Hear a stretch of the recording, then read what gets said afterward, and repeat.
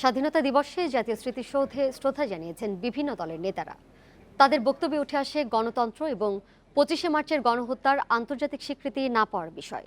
আওয়ামী লীগের দাবি 75 পরবর্তী সরকারগুলোর অবহেলার জন্যই আন্তর্জাতিক স্বীকৃতি আদায় সম্ভব হয়নি। এদিকে বিএনপির দাবি স্বাধীনতার 48 বছর পরও দেশে নেই গণতন্ত্র।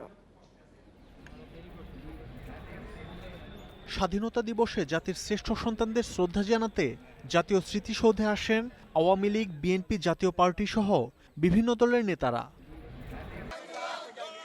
ভোরে শ্রদ্ধা জানানো শেষে আওয়ামী লীগের যুগ্ম সাধারণ সম্পাদক মাহবুবুল আলম হানিফ বলেন, শহীদদের সংখ্যা নিয়ে বিএনপি প্রশ্ন তোলায় প্রমাণ হয় তারা এখনও পাকিস্তানের পক্ষ অবলম্বন করছে।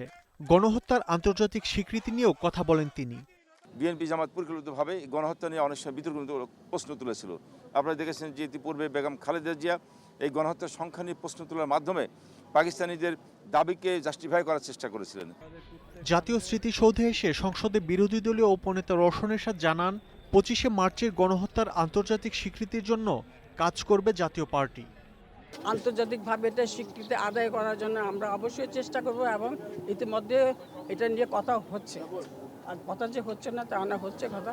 আমার মনে হয় ইনশাআল্লাহ এটা হয়ে যাবে, আমরা পার্লামেন্টে এটা নিয়ে আলোচনা করব। শ্রদ্ধা জানাতে এসে বিএনপি মহাসচিব মির্জা ফখরুল অভিযোগ করেন, স্বাধীনতার সুফল থেকে বঞ্চিত দেশের মানুষ। আজকে সেই চেতনা এবং আদর্শ সম্পূর্ণভাবে ভুলণ্ঠিত হয়েছে। গণতন্ত্রকে হত্যা করে আজকে দেশে একদলীয় শাসন ব্যবস্থা প্রতিষ্ঠা করবার জন্য এক চক্রান্ত প্রায় প্রতিষ্ঠা লাভ করতে চলেছে। শ্রদ্ধা জানান জাতীয় ঐক্যফ্রন্টের আহ্বায়ক ও গণফোরাম সভাপতি ডক্টর কামাল হোসেন। স্বাধীনতার লক্ষ্য তো সংবিধানে লেখা আছে যে জনগণ ক্ষমতার মালিক।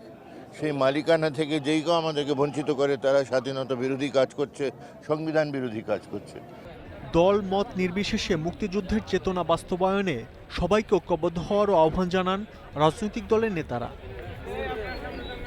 মাহমুদ শরীফ, ইন্ডিপেন্ডেন্ট নিউজ, ঢাকা।